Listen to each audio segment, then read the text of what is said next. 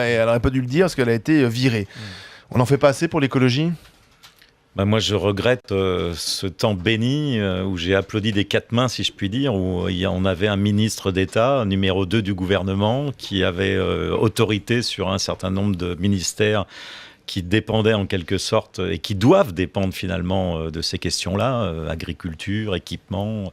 Aujourd'hui, c'est vrai qu'on est revenu en arrière, clairement, avec cette crise qui nous a rattrapés, il faut dire ce qui est, et puis avec un certain phénomène de lassitude aussi, de mode, qui a fait qu'on en a beaucoup parlé à un certain moment, qu'aujourd'hui, et peut-être mal parlé d'ailleurs. Je crois qu'on a parlé d'écologie de façon trop punitive, restrictive, en disant aux gens toutes sortes de choses qui visaient à prétendre que pour régler un certain nombre de questions écologiques, il fallait se restreindre en tout. Ça continue l'écotaxe. Et donc, je ne pense qu'on ne peut rien construire de positif sur...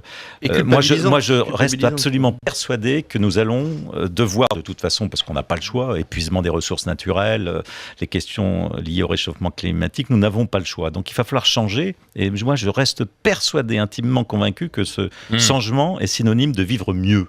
Je pense qu'on a conjugué le verbe avoir sur toutes ses formes depuis un demi-siècle, avoir toujours plus. On en voit aujourd'hui toutes les conséquences environnementales, sociales, économiques. Et il va falloir commencer à conjuguer un petit peu le verbe être. C'est ce que je dis dans les écoles, et ça, c'est une bonne nouvelle.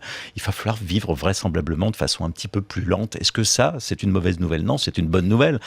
L'énergie, le soleil, cette énergie, ça va être créateur de métiers qui sont formidables. J'en ai marre d'entendre dire que bientôt il y aura plus de boulot, que de toute façon ça sert à rien d'économiser de l'argent parce que l'euro vaudra plus rien, qu'il y aura plus d'animaux, que tout est foutu. Je pense que voilà, on a été trop négatif.